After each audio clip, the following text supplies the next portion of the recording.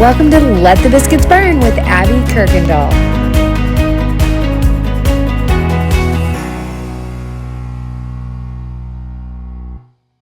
Hi, and welcome to Let the Biscuits Burn. This is the very first episode in this podcast world. I cannot believe it. I have been literally praying about this, working on this. This has been a passion project for so long, literally so long. And I just have not wanted to fail in it. I think is where we are, and I it has been so hard for me to kind of relax and practice what I preach and say, "Hey, I'm going to show up. I'm going to be incorrect. I'm not going to use great grammar. I'm just going to look like I look that day, and it's going to be okay." Because the Lord blesses those who show up and are obedient to his calling and to what he's called us to do.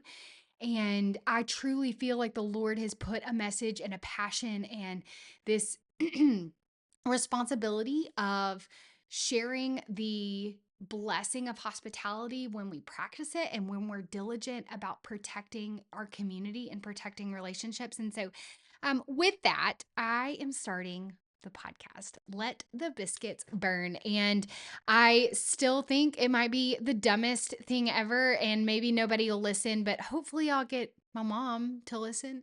Hey, mom.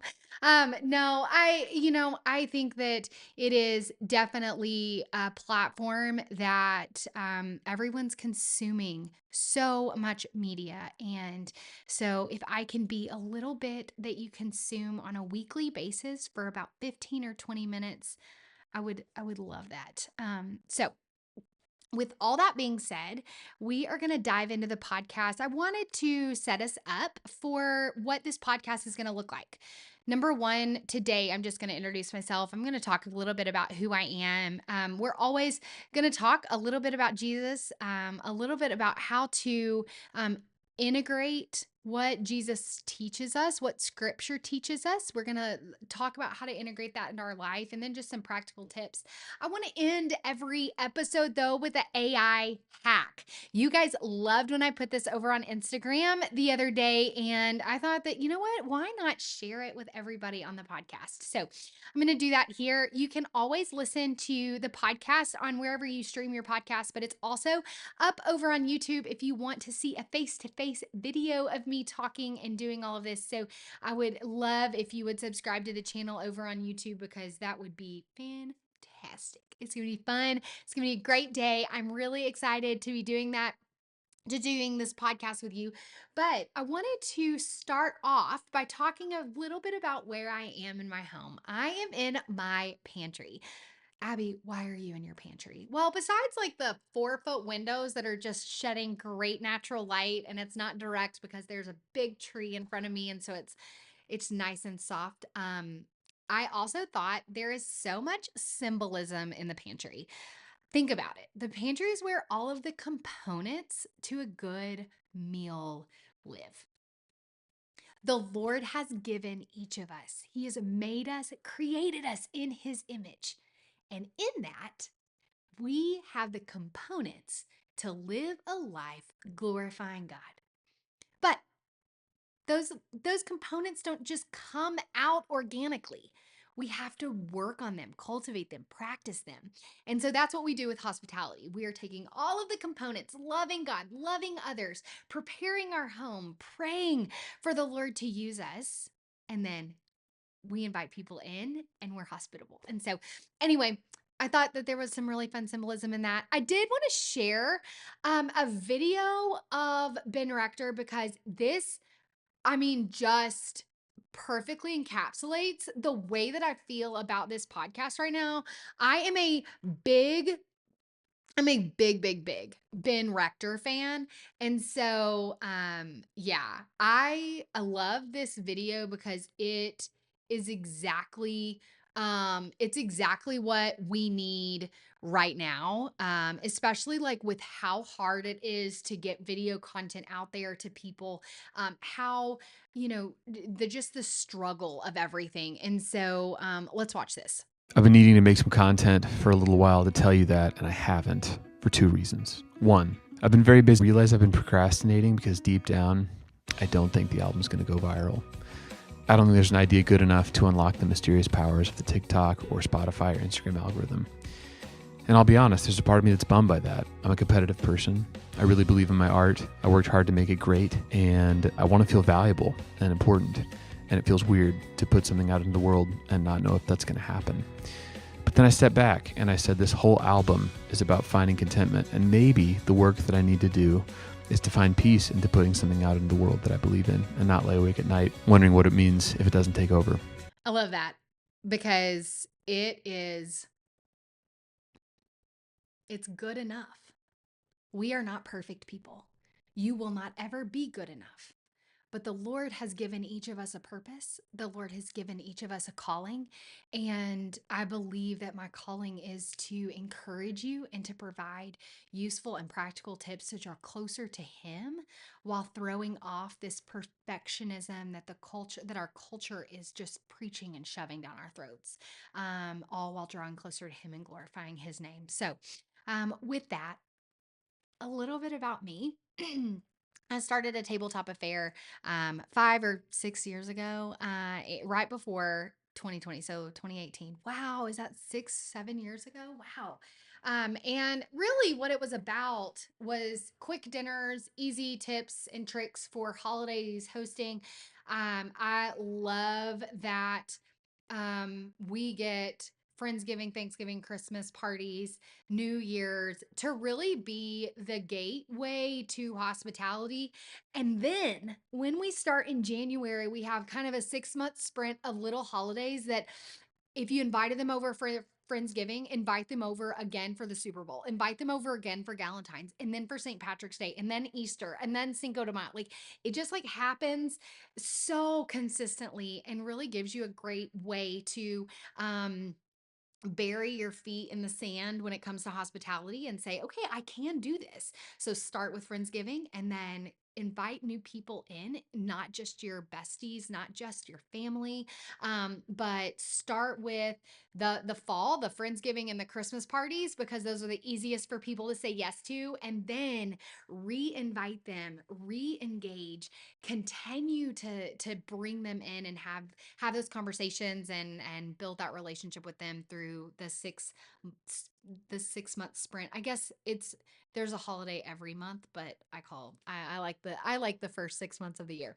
So anyway, started a tabletop affair that way, and then it just kind of morphed into something that was like, like, oh, now I'm writing a cookbook called The Living Table. If you don't have it, it's a great, I've been told it's a great coffee table book, but it's also just a great book that has recipes broken up by moment. I am not a chef. I am not even really remotely technically advanced in the kitchen, but I do like bringing people together. And so I wrote a cookbook about how you can do that. And then I got married. And then I had a baby, and it has just been crazy. I'm working on book number 2. Misconception out there is that it is another cookbook. It is not another cookbook. It is what they call in the world the nonfiction trade.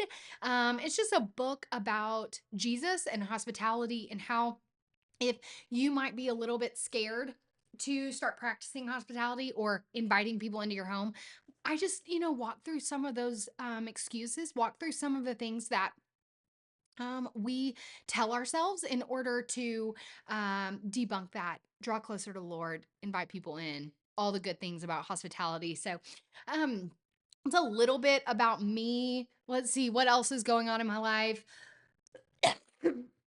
John Maverick is my son. He is 14, 15 months now. So we're almost walking into everything.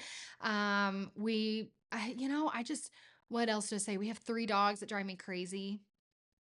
That's really about it. That's what I got for now. If you have any questions or want to know interesting facts about me, put them in the comments and I will respond to them. So over on Instagram, you can follow me at abby.kirkendall. And Kirkendall, Kuykendall, Kirkendall is how you say that. Some people say Kuykendall, some people say Kuykendall. Kirk, like Captain Kirk. Is that I don't know. We just started watching the Marvel movies this weekend, and it was we're watching them in chronological order, and we're watching, which one did we watch? Captain America. It's pretty good.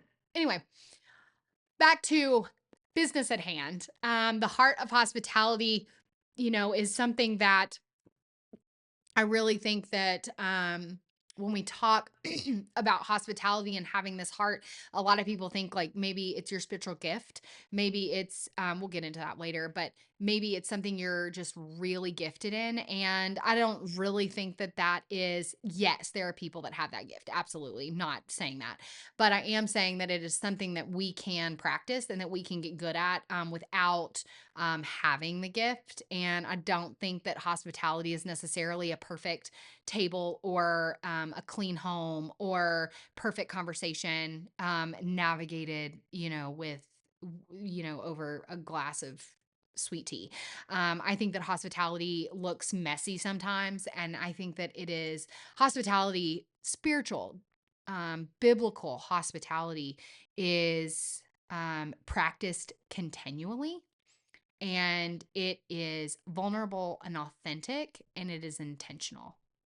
And I think that if we can get away from the um, Instagram worthy, Pinterest perfect, the pressure that we put on ourselves from our culture, from our friends, from our, just our community. If we can get away from that, stop keeping up with the Jones, stop trying to have the biggest and the best, then we can really get into the crux of what hospitality is. And it is loving people while loving God and glorifying his name.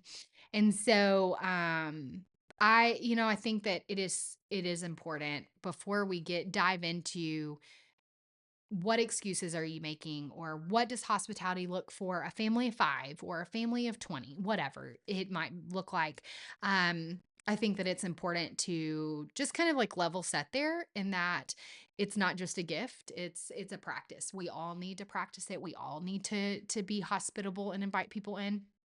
And so much so that like there's not it's not about perfection. It's not about everything going according to plan. So when I first invited people in, it was, I mean, really a comedy of errors. I feel like there were times where like I would forget to thaw the meat until the day of, and I'm like nursing a chicken in a bath and like trying to get it to thaw so that I can roast it for the dinner. Or maybe it's like one time we were sitting at like this drop leaf table, and it sat 4, and that, or it sat 2, and then you lifted the leaves up and it sat a few more, like 4, and one of the bolts or the brackets on the bottom like broke. And so we're sitting there around this table, and the table's broken. And so like there have been times I know that I have this podcast, or I'm starting this podcast, and it's called Let the Biscuits Burn. Well, it's because I've burned the biscuits. It's because I have been the one to leave the rolls in the oven, get so captivated by the people at the front door that I'm like, oh gosh, the rolls, and then they're burned. And so I think that it's okay to be imperfect in how we do things. I have one of my favorite stories of my great grandmother. I didn't really grow up knowing her, but story about her is that she was very hospitable. She loved people, loved babies, loved just flitting around and floating around her home while people were there. And she would notoriously burn toast. So much so that my grandfather growing up thought that the way that you toasted bread was that you burned it and then scraped off the burned parts and ate the crispy bread. So I just love that story so much, because she did not let burned toast and her habit of burning toast keep her from inviting people in, keep her from trying to toast bread the next time. And if we let our I'm going to call them internal failures or internal defeats, because the enemy uses those as gates, as blockades to keep us from inviting people in the next time. So think about it like this. Those are inside. The Lord can use everything we do. Whether it's burned biscuits, whether it's a broken table, the Lord can use that. Look at me. I'm not in a fancy studio. I'm not in a highly produced. I'm using my iPhone. I have like 15 gadgets here I'm trying to make work. And you know what? If this makes it to the internet, we all just need to like hallelujah. But the thing is, when we allow God to use the imperfection, he makes something beautiful out of it. And that is just like the blessing of being a child of God, is that the Lord just asks for our obedience. And that no matter what we do, we act in glorifying his name every day in everything we do. So, I think that when I went out to name Let the Biscuits Burn, it was so I will die on a hill for this name, because I was so adamant that it will resonate with people, because we are a people that burn biscuits. We are a people that are imperfect and that don't have it all together. And if you do have it all together, that's great. Hospitality is still something that we can work on and we can get better at.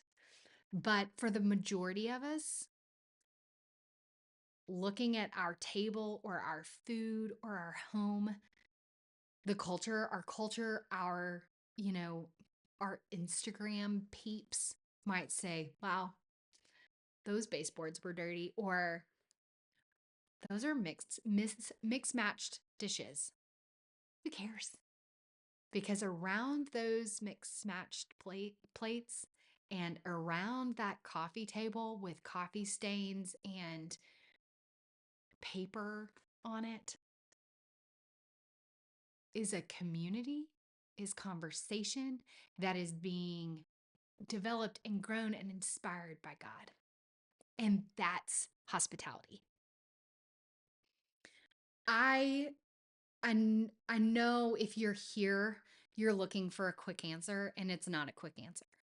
Hospitality is something that will take time, but it is something that we are guaranteed blessing when we invite people in. When we show up authentically and intentionally with others, it is better to give than to receive, the Lord said. So give. Give of your time, give of your home, give of your space to invite people in and encourage them with the love of God. And I think that that's why this podcast matters.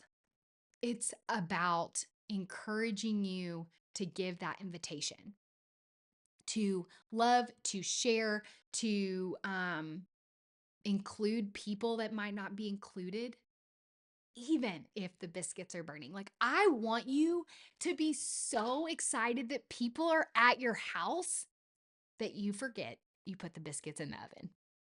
In fact, when we were working on, so I have a book coming out, if you did not know that.